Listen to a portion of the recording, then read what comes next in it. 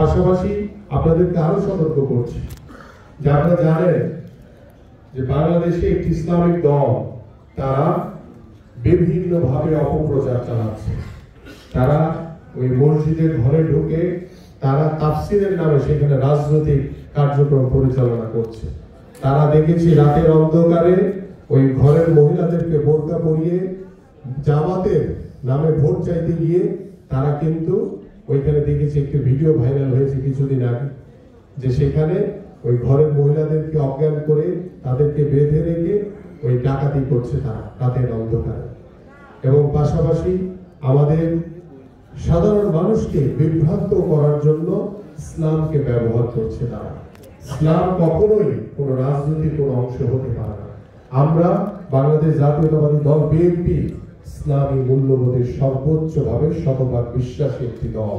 এবং আমাদের যে শহীদ রাষ্ট্রপতি জিয়াউর রহমান তিনি সংবিধানে যে বিসমিল্লাহির রহমানির রহিম সংযোজন করেছিলেন, সেই ইসলামী মূল্যবোধ থেকে আমরা কিন্তু শতভাগ ইসলামী মূল্যবোধ নিয়ে কার্যক্রম পরিচালনা করছি।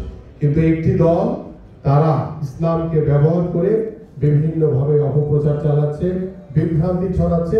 এই বিষয়ে আপনাদের কিন্তু সকলকে সতর্ক থাকতে হবে।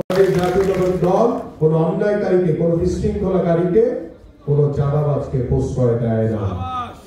এই জন্য আপনাদেরকে সতর্ক থাকতে হবে এবং আমরা সকলেই ঐক্যবদ্ধভাবে আগামী যে বাংলাদেশ গড়ার জন্য আমাদের মাননীয় ভারপ্রাপ্ত চেয়ারম্যান জনাব তারেক রহমান যে স্বপ্ন দেখছেন, আপনাদের শ্রমজীবীদের জন্য যে তিনি কর্ম পরিকল্পনা করেছেন, বাংলাদেশের প্রত্যন্ত অঞ্চলে যারা শ্রমিক রয়েছে সেই শ্রমিকদের ন্যায্য মজুরি আদায়ের জন্য, ন্যায্য মজুরি নিশ্চিত করার জন্য আমাদের মাননীয় ভারপ্রাপ্ত চেয়ারম্যান যে 31 দফা দিয়েছেন, সেই 31 দফার ভিতরে এই শ্রমিকদের জন্য কিন্তু অনেক একটি বিশাল অংশ রয়েছে, যে আগামীতে বাংলাদেশ জাতীয়তাবাদী দল বিএনপি এদেশের সাধারণ মানুষের ভোটে, এদেশের জনগণের ভোটে নির্বাচিত হলে শ্রমিকদের ন্যায্য অধিকার প্রতিষ্ঠা করা হবে, এটি তিনি নিশ্চিত করেছেন।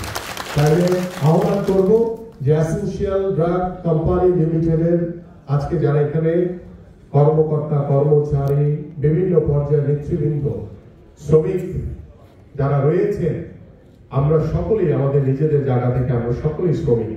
আমরা যার যার কাজের প্রয়োজনে আমাদেরকে সেই শ্রমিকের মনোভাব নিয়ে আমরা সকলেই একটি ঐক্যবদ্ধ পরিবার হিসেবে কাজ করব। কারণ আমরা যদি ঐক্যবদ্ধ না থাকি তাহলে ওই যে তৃতীয় শক্তি রয়েছে, দুষ্টু চক্র রয়েছে, তারা কিন্তু আপনাদের ভিতরে ঢুকে একটি বিশৃঙ্খলা তৈরি করার চেষ্টা করবে। আপনারা সেই সুযোগটি দিবেন না, সেটা আমি আশা করি।